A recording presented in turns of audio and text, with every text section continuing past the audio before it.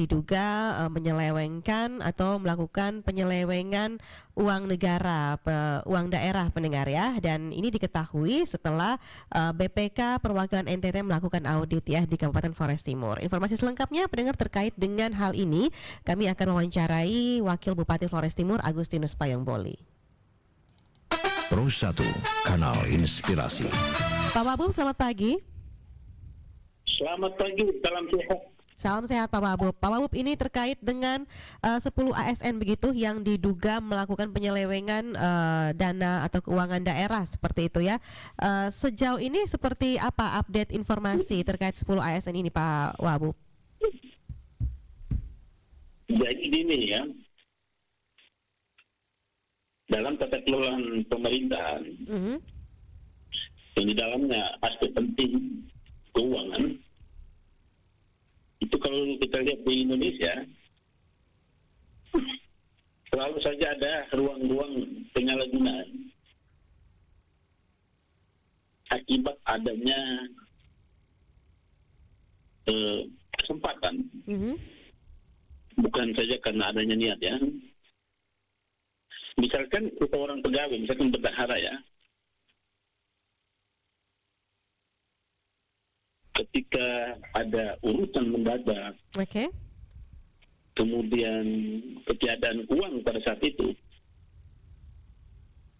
dia kemudian termotivasi untuk ya awalnya pinjam pakai dulu gitu, uang yang saya lagi tangani ini, lagi ngurus ini.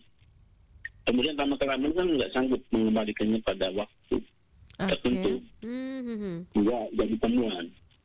Juga pada sisi lain ada tuh karena posisinya ngurus uang, ya ada kesempatan untuk melakukan itu. Sekalipun awalnya tidak ada niat. Nah, dalam konteks ini kita di Flores Timur ada kurang lebih 10 ya teman-teman ASN kita yang mungkin juga karena adanya peluang kesempatan melakukan hal yang sama, yakni seperti belanja fiktif, kemudian SPG fiktif, tanpa ada realisasi program kegiatan, tapi uangnya keluar gitu. Jadi di dalam konteks ini ada dua versi ya. Versi pertama itu ada SPG-nya itu fiktif. Yang kedua memang tidak ada SPG sama sekali. Nah, setelah ditemukan oleh BPK atau Inspektorat APID kita, Penegak Internal kita, ya Pak Wabub, kita ini kan kita aparat pengawas internal pemerintah ya. Lalu direkomendir untuk diselesaikan melalui TPTGR, tuntutan perbendaharaan, tuntutan ganti rugi.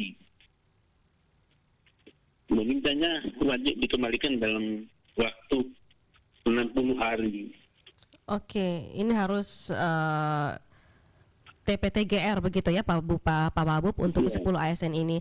Dan ini atas rekomendasi dari BPK sendiri untuk TPTGR ini Pak Wabub. Ya, nanti kan disidang lagi Bu. Setelah ada temuan itu TPT tuntutan pembendaharaan, tuntutan ganti rugi ini oleh BPK maupun oleh Inspektorat, kita bentuk tim TPTGR untuk melakukan sidang terbuka. Kapan sidangnya nanti Pak Wabub? Gimana Bu? Rencananya kapan untuk sidangnya?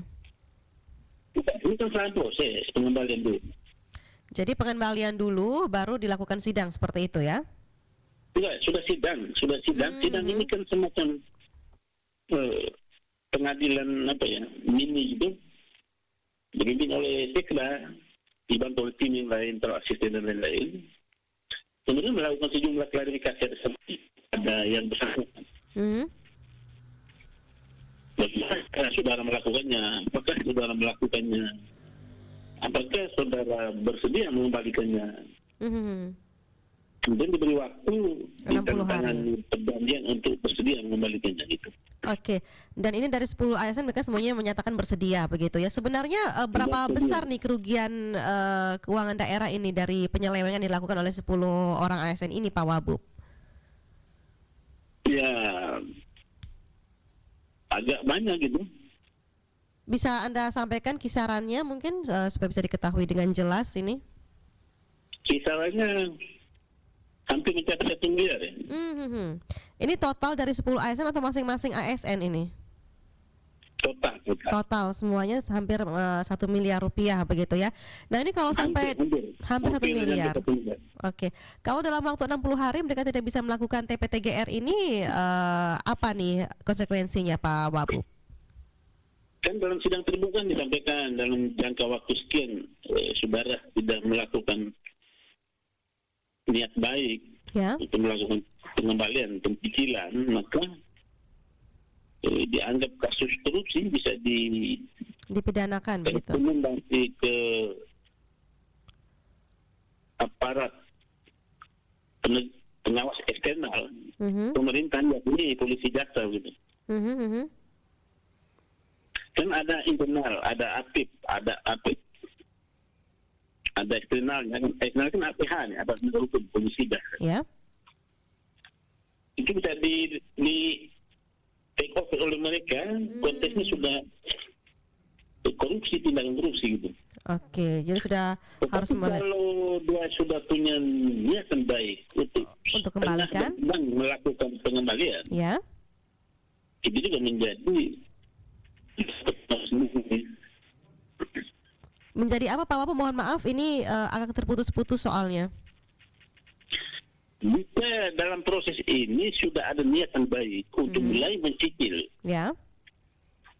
itu juga masih diberi ruang untuk segera mengembalikannya. Artinya kan dalam waktu 60 hari itu belum dikembalikan semuanya, tapi sebagian besar sudah dicicil. Nah, itu artinya dalam proses on the track. Oke. Karena itu masih diberi ruang lagi 1 bulanan begitu.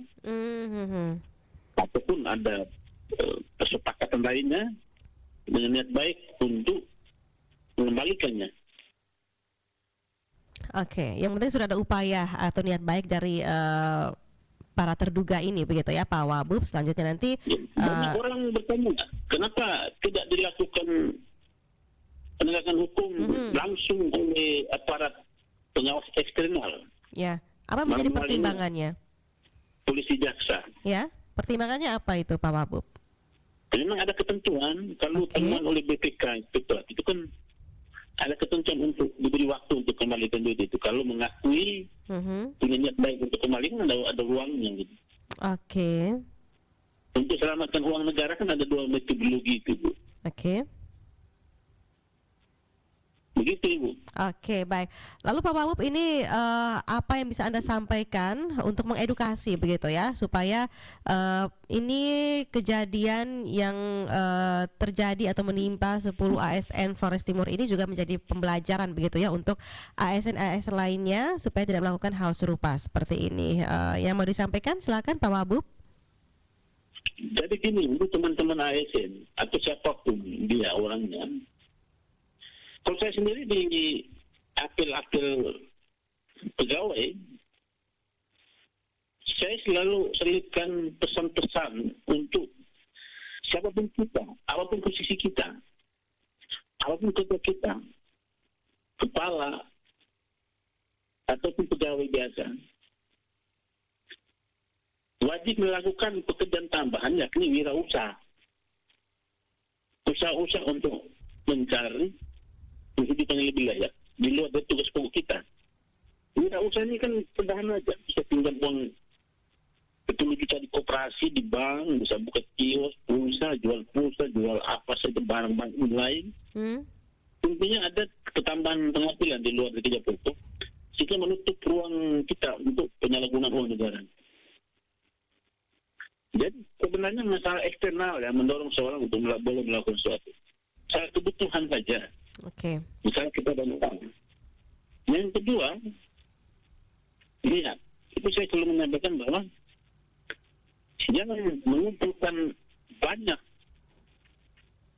tidak berkecukupan dan mengumpulkan sedikit yang mengumpulkan banyak tidak berkelimpahan dan mengumpulkan sedikit tidak Kekurangan. berkekurangan.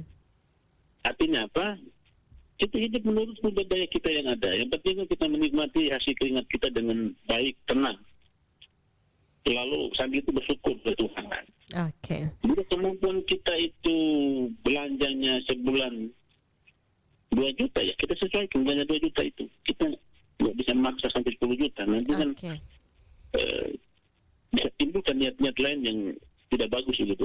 Baik, oke, ini sudah ada wejangan dari Pak Wakil Bupati langsung begitu ya, supaya tidak ada kejadian serupa seperti 10 ASN Flores Timur ini, Pak Wabub ya.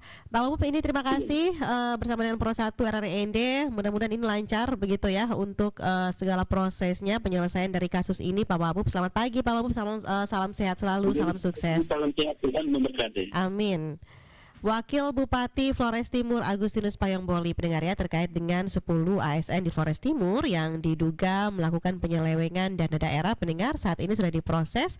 Tadi sudah disampaikan juga tahap awal ini dilakukan pemeriksaan oleh BPK, diaudit seperti itu, dan ditemukan ada 10 ASN yang melakukan penyelewengan dengan total ini hampir 1 miliar rupiah, dan mereka diberi kesempatan ya untuk melakukan pengembalian mencicil seperti itu, pendengar, dalam kurun waktu 60 hari. Dan ini kalau tidak ada niat baik dari mereka untuk melakukan pengembalian lewat dari 60 hari, maka akan ditempuh melalui jalur hukum seperti itu. Pendengar, terima kasih sudah bersama kami. Kami masih punya informasi lainnya untuk Anda di Pro 1 RRIND Kanal Inspirasi.